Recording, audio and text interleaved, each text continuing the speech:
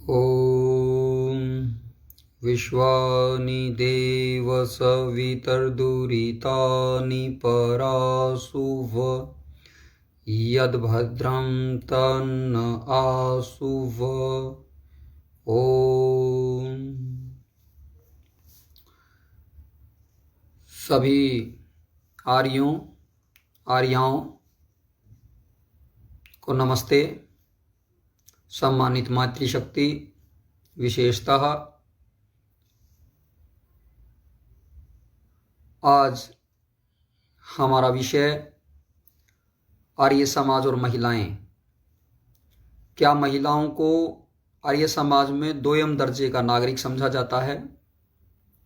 क्या महिलाओं को वेद में अविश्वसनीय कहा गया है? क्या महिलाओं पर कोई अत्याचार, शोषण आर्य समाज में किया जाता है?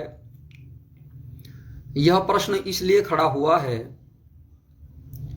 कि भारत के सर्वोच्च न्यायालय के माननीय न्यायाधीश रोहिंटन फली नरीमन जी, RF नरीमन, उन्होंने 4 दिन पूर्व एक वक्तव्य दिया है। इस वक्तव्य के बारे में आप और हम चर्चा करें, इससे पहले एक बार साझा कर लीजिए। महिलाओं के बारे में कहते हैं कि ऋग्वेद के 10वें मंडल में 95वें सूक्त और 21 मंत्र में महिलाओं को अविश्वसनीय बताया गया है। यह बात उन्होंने 26वें सेमिनार में कही, जो सेमिनार दिल्ली में बार एसोसिएशन की ओर से आयोजित हो रहा था। इन्हीं दिनों पर अपना जो हिंदूवादी वर्ग है, जो आर्यों के निकट है, वह एक त्योहार मना रहा है जिसे नवरात्रि भी बोला जाता है, जिसमें वे माता के 9 स्वरूपों पर चर्चा परिचर्चा करते हैं। ऐसे समय के ऊपर, क्योंकि ये मूर्ति पूजक जो हैं वे इन 9 दिनों में इस प्रकार का प्रयास करते हैं, यहाँ महिलाओं को इन्होंने फ्रंट पे रखा हुआ है, तो कहीं ना कहीं इस प्रकार की वार्ता इन्हीं दिनों में करना यह आपसी विरोधाभास को दिखाता है। इसका विरोध भी जो है अखबार आदि में काफी किया गया है, पर इसकी यथार्थता क्या है, इसको जांचने के लिए मैंने वेद का वह मंत्र देखा। उस मंत्र के देखने पर यह पता चलता है कि ऋषि दयानंद जी ने 7वें मंडल तक ही भाष्य किया है, 10वें मंडल का भाष्य नहीं किया है। इसको अगर हम समझें तो उसके बाद आर्य विद्वान कुछ लोग जो प्रयास करते हैं कि हम कर लेते हैं इनका भाष्य, या उनको नियुक्त किया होगा किसी ने, कोई ऑनलाइन वेद या वेद कोश इस तरह की जो है वेबसाइट्स भी हैं, इनके ऊपर भी जो है मंत्र लिखा गया है। वहां पर जो अर्थ किया गया है वह भी पौराणिक लोगों की भांति ही इतिहास बताते हुए वेद में ऐसा किया गया है। क्योंकि RF नरीमन जी जो जज हैं सर्वोच्च न्यायालय के, उन्होंने भी वेद में इतिहास बताया है। लेकिन हम आर्य लोग हैं और आर्य ऋषियों को मानते हैं, और ऋषि गण वेद को ईश्वरीय ज्ञान मानते हैं, और यह वेद सब सत्य विद्याओं का पुस्तक है। वेद का पढ़ना पढ़ाना, सुनना सुनाना सब आर्यों का परम धर्म है, और ईश्वर सब सत्य विद्याओं का पुस्तक है ना। ईश्वर सब सत्य पदार्थ और जो पदार्थ विद्या से जाने जाते हैं उन सब का आदि मूल परमेश्वर है, ऐसा आर्य समाज मानता है। अब इस मान्यता के अनुसार वेद ईश्वर का विधान है, न कि वेद जो है इतिहास का ग्रंथ है। हाँ, उसके अंदर वह इतिहास है जो सृष्टि का इतिहास है, वह उसमें है, उसको हम उस रूप में स्वीकार करते हैं। तो यह विभेद, इसको समझिए। कुछ लोग वेद में इतिहास मानते हैं और कुछ लोग वेद को ज्ञान मानते हैं। वेद सब सत्य विद्याओं का पुस्तक है, यही आर्य समाज है। लेकिन बहुत से लोग अपने को आर्य भी मानते हैं और ये कहते हैं कि सरस्वती नदी का जिक्र जो है वह वेद के अंदर किया गया है। वेद के अंदर जो है आर्यों का इतिहास लिखा गया है। वेद के अंदर जो है इंद्र आदि के राज्य के बारे लिखा गया है।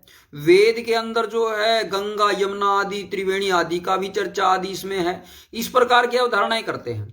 तो वे लोग उत्तर नहीं दे पाते हैं। वे लोग तो सीधा साफ स्पष्ट इतिहास में जाकर के उसमें जो प्रसंग आया हुआ है उर्वशी का और पुरुरवा का, ये दोनों का प्रसंग उसमें आया हुआ है, और वहां पर इस प्रकार का कि पुरुरवा ने उससे कहा कि महिलाएं तो चंचल होती हैं और अविश्वसनीय होती हैं, ऐसा भाव वहां रखा गया है। लेकिन आर्यों को वेद तक पहुंचने से पहले सत्यार्थ प्रकाश से शुरू करना पड़ता है। आज भी अगर कोई वेद को पढ़ना चाहता, मुझे नहीं लगता आर.एफ. नरीमन जी ने सत्यार्थ प्रकाश को पढ़ा होगा, और उन्होंने कोई अष्टाध्यायी पढ़ा है, उन्होंने कोई महाभाष्य पढ़ा है, उन्होंने कोई निरुक्त पढ़ा है। जब इस प्रकार से वेद को वे एक सरणी से जो विधा है उस प्रकार नहीं पढ़े हैं, और इधर उधर कोई अंग्रेजी लेखक मैक्स मुलर आदि जो विदेशों के हैं और उन्हीं को कोट करके वे उसको बता रहे हैं, तो इसके ऊपर मुझे नहीं लगता कि वे शास्त्रार्थ के लिए तैयार होंगे। फिर भी अगर वे तैयार भी हैं तो आर्य समाज इसके लिए तैयार है कि उनका प्रत्युत्तर जो यथोचित उनको दिया जा सके। तो महिलाओं के संबंध में जब हम सत्यार्थ प्रकाश में देखते हैं तो प्रथम समोल्लास ईश्वर पर जो है, ईश्वर के गुणों के बारे लिखा गया है। ईश्वर के लगभग 100 के लगभग नाम हैं, और ईश्वर हमारी माता है, ईश्वर हमारा पिता है, ईश्वर हमारा गुरु है, ईश्वर हमारा आचार्य है, ईश्वर हमारा न्यायाधीश है। तो ईश्वर के बताने के बाद सबसे पहले जो शब्द प्रयोग हुआ है दूसरे समोल्लास में, जैसे ये ईश्वर के बारे समाप्त होता है सबसे पहले स्त्री की बात की गई है, सबसे पूर्व महिला की बात की गई है। तो जो आर्य समाज ईश्वर के बाद जो सर्वप्रथम किसे मान रहा है, स्त्री को मान रहा है, वह उसके साथ दोयम दर्जे का व्यवहार कैसे कर सकता है। प्रथम तो ये, क्योंकि आपने सुना होगा मातृमानाचार्य पितृमानाचार्यवान पुरुषो वेदः। जब माता पिता और आचार्य तीनों मिलजुल करके जो है उसको धार्मिक शिक्षा देते हैं तो जो बालक है वह विद्वान बनता है। तो यहाँ सबसे पहले जो गुरु बताया गया है वो माता को बताया गया है। अब माता कोई पुरुष थोड़े है, कोई अगर आर.एफ. नरीमन से पूछने वाला होना चाहिए कि ये बताए कि भाई महिलाओं को तो हमारे यहाँ गुरु माना गया है और पहली गुरु माता है, और माता को जो अधिकार दिया गया है कि वह बालक को वर्णोच्चारण की शिक्षा सिखाएगी, देवनागरी के जो उच्चारण वगैरह उसको सिखाएगी, ओष्ठ वगैरह कहाँ से कौन सा अक्षर बोलना है यह सब उसको सिखाएगी। तो पहले 5 वर्ष तक, और ऋषिदान तो यहाँ भी लिखते हैं कि जितना उपकार माता से अपनी संतान को पहुंचता है इतना उपकार किसी से नहीं पहुंचता है।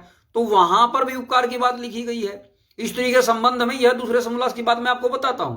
जब दूसरे समोल्लास में इतना कुछ व्यापक रूप से लिखा गया है तो यह कह देना कि हमारे यहां महिलाओं को दोयम दर्जे का किया गया था, उन्होंने बाइबल के साथ कोट किया, जबकि बाइबल में तो साफ साफ लिखा हुआ है कि महिला की जो उत्पत्ति है वह स्वतंत्र नहीं हुई है। पहले एडम की उत्पत्ति हुई और एडम की रीब्ज से जो उसकी हड्डी है उससे महिला की उत्पत्ति हुई। बाइबल के अंदर यह हो सकता है कि वहां पुरुष प्रधान समाज हो, लेकिन वेद के अंदर इस प्रकार की कोई बात करना कि यह पुरुष प्रधान समाज है, ऐसा नहीं है। तो आर्य समाज भी कोई पुरुष प्रधान समाज है, इस प्रकार का ये दूसरे समोल्लास से जो है आप इसको देख सकते हैं। और इतना ही नहीं, इसके बाद जब हम आगे बढ़ते हैं दूसरे समोल्लास में ही, तो आगे भी प्रकल्प माता को के उसको भोजन छादन रहन सहन खान पान जो है बल वाला आरोग्य वाला पराक्रम वाला वह देना चाहिए जब वह गर्भ की अवस्था में रहती है, जिससे संतान उत्तम होवे।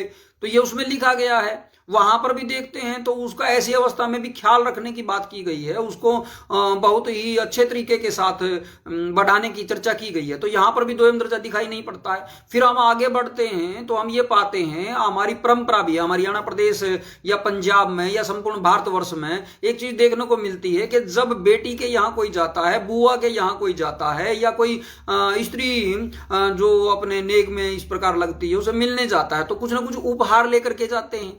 और हमारे यहां तो यह भी कहा गया है कि जो पति है वह भी पत्नी का आभूषण से वस्त्र से पूरा ख्याल रखेगा त्योहार आदि के ऊपर। अब कोई त्योहार आता है हम सब तो देते हैं उसको, तो उसको प्रसन्नचित्त रखना, इस प्रकार का जो है यह आर्य समाज का ध्येय रहता है। तो आर्य समाज यह विशुद्ध रूप से, यहाँ आर्य समाज में ऐसा नहीं है कि तीसरे समोल्लास की तरफ जब हम बढ़ेंगे सत्यार्थ प्रकाश में तो हम पाएंगे कि वहां लड़के के साथ लड़की को भी पढ़ने का विधान किया गया है। अब लड़की भी तो महिला, लड़की भी तो स्त्री है, ये भी तो लेडी है। अब यहां पर भी दोयम दर्जे का नहीं है कि केवल लड़के लड़के को पढ़ाओ और लड़कियों को ना पढ़ाओ। हो सकता है कुछ समाज में ऐसा रहा हो, रूढ़िवादिता बीच काल में आ गई हो, जब विकृत हो गया था आर्य समाज महाभारत के युद्ध के बाद, तब जाकर के ऐसा कुछ देखने को मिला हो। लेकिन ऋषि दयानंद ने साफ साफ स्पष्ट कहा कि यह जाति नियम होना चाहिए कि 5 वर्ष का बालक हो जाए या बालिका हो जाए तो वे पढ़ने को जाएं।